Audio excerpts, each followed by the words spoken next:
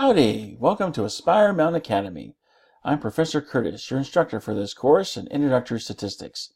In less than 10 minutes, this video defines 5 number summaries and demonstrates how to produce them in StatCrunch. Let's get started.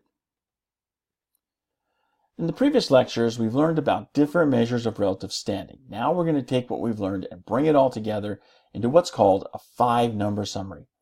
This is essentially a brief description of the values in our distribution or data set. The 5-number summary starts with the minimum value. That's the one that's over here on the far left. So you got the minimum value, and then you've got the first quartile, and then the second quartile, which you should recall is the same as the median, then the third quartile, and then the maximum value. So these 5 numbers together, taken together, provide us with the 5-number summary. Hey, 5 numbers in the 5-number summary. Go figure. Okay, let's take a look at how this actually plays out with an example problem. What's the 5-number summary for the heights of U.S. presidents? Pause the video here, get into the POTUS file in our StatCrunch group, and see if you can find this on your own. Remember, you want the min, Q1, the median, Q3, and the max to get a 5-number summary. When you get done, come back and we'll see how you did. Okay, let's see how you get your 5-number summary using StatCrunch.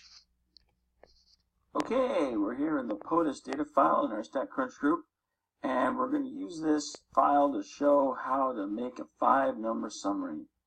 We're going to use the heights of elected U.S. presidents to do this. So start, we want to go up to Stat, Summary Stats, Columns. We're going to select the column where our data is located, and then we're going to select the statistics that correspond with the 5-number summary.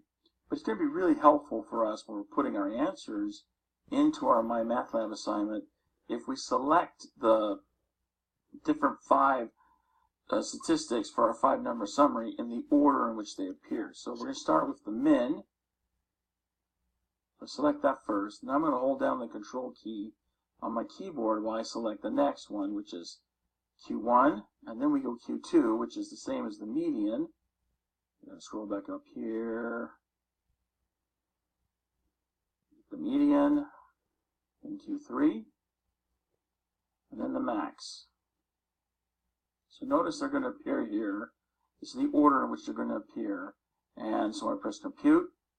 Now I have them in order. And so when I'm asked to put them in the 5 answer fields there in my MyMathLab assignment, I can put them in order. I don't have to rearrange them. I just put the first one in the first field, second one in the second field, so on and so forth. And that's all there is to it. That's how you make a 5-number summary in StatCrunch. Hope that helps you.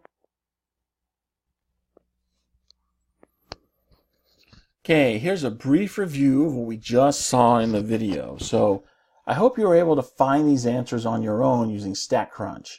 If not, please devote yourself to more practice until you can get this down. And that brings us to the end of this mini lecture. I hope you found it helpful.